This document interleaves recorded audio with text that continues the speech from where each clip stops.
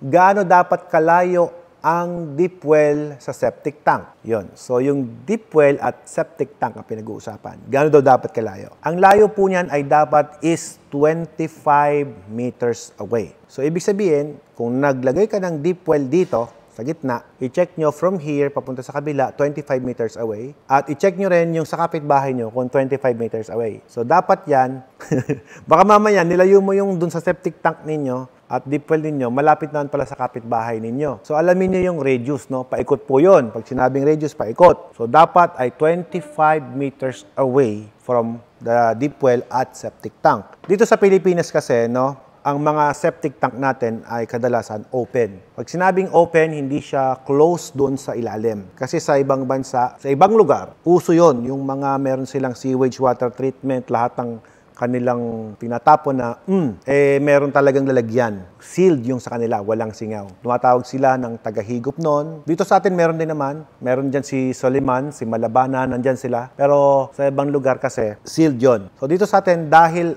open siya. Kapag open na gano'n, dapat malayo talaga yung deep well mo dun sa septic tank. Dahil pwede siya makontaminate. Ngayon, ang tanong, ano ang solusyon?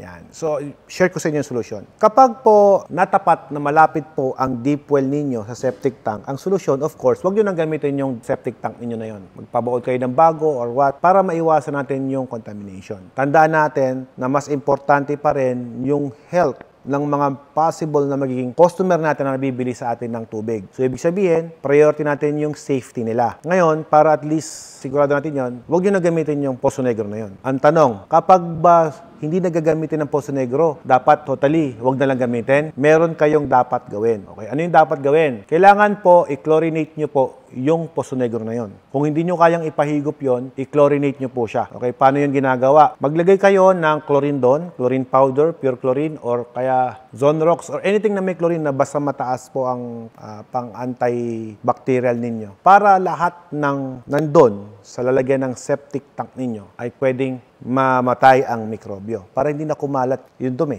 Okay? Ngayon, tsaka nyo siya huwag gamitin after nyo nang ma-sanitize.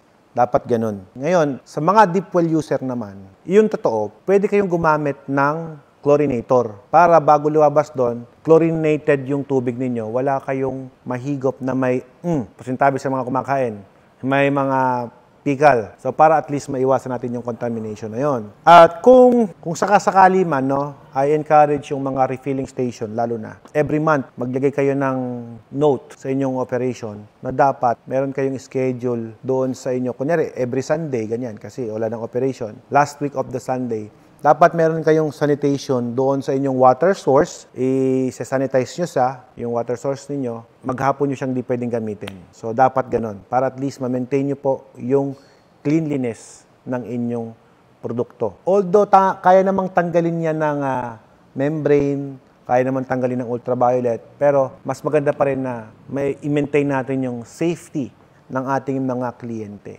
Bili kayo ng chlorine powder o kaya pure chlorine. Yan po yung mga dapat yung binibili. Balik tayo doon sa septic tank, no, kanina. Bago nyo hindi gamitin, sealed nyo na, tapos doon kayo pwedeng mag-deep well. Pero hanggat maaari, ilayo nyo. 25 meters away. Ayan.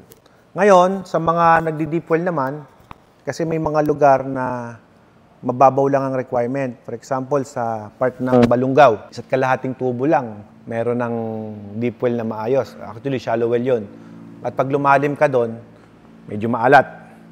So, yun yung sinasabi natin na dapat pag-aralan din natin kung gaano kalalim lang ibabaw nating tubo.